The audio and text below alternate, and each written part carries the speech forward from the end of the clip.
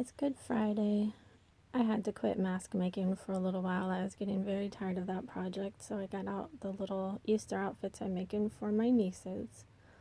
I made the little Bolero on this pattern. Well, it's my own pattern, I guess. I just kind of modeled it off of vintage patterns I've looked through. This skirt pattern, yes, I did borrow that one from a YouTuber, and I'll have to put the link of that in the bottom because I do not remember. And I was looking at these two little buttons, just close up the gap in the back, little vintage buttons. I've been having fun with vintage buttons. And what did she do with the rabbit? Oh, there it is. Look at this little vintage bunny rabbit button that I found. Look at all these vintage buttons. We're having so much fun, Fessy and I. She's been helping me sift through buttons.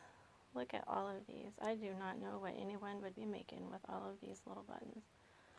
Sea lions, if my eyes are bad if those aren't sea lions, I'm sorry. They look like sea lions from here. This skirt is her older sister's. I made my own pattern for it. Just a simple little skirt. I put the lace at the bottom that matches the Bolero at the top. And then Fessy and I were looking at buttons to match up on the little flowers in her skirt. I think those are what we've settled on. It has a little belt I crocheted run through the waistband that she can cinch it up a little tighter. And I found a little puppy dog button for her skirt, for her puppy dog.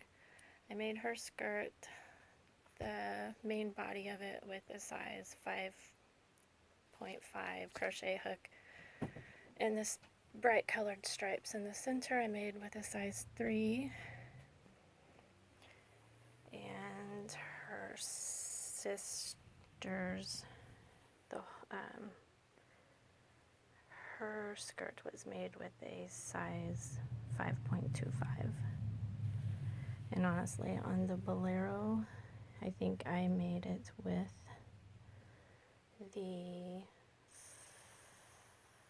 I don't remember. I'm not even going to take a guess. I don't remember. But we're having so much fun sifting through these vintage buttons.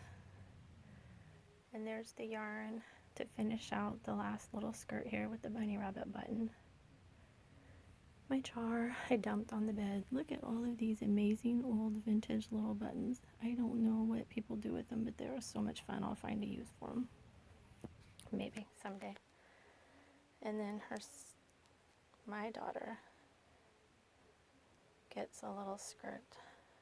I'm going to hand stitch it by hand, not using a sewing machine.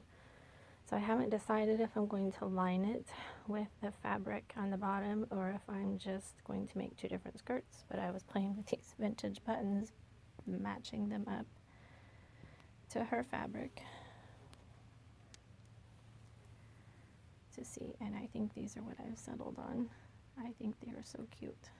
It reminds me of my grandma, their great grandma. She hand sewed all of our dresses, all of our clothes, all of our holiday clothes, all of our skirts. We were always in new skirts, new tops, new dresses. She hand sewed everything. She even hand sewed our sweat outfits. She was so much fun.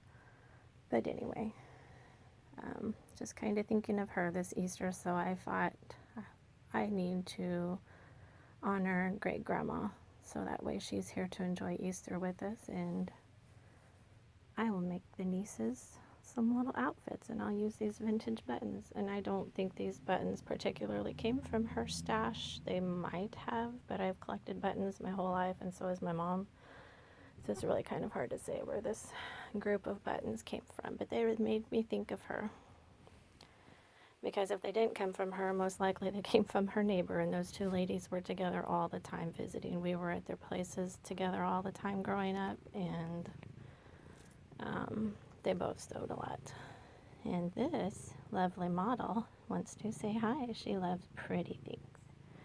She's been having so much fun sifting through these buttons with me and trying on these little dresses. She's a good assistant.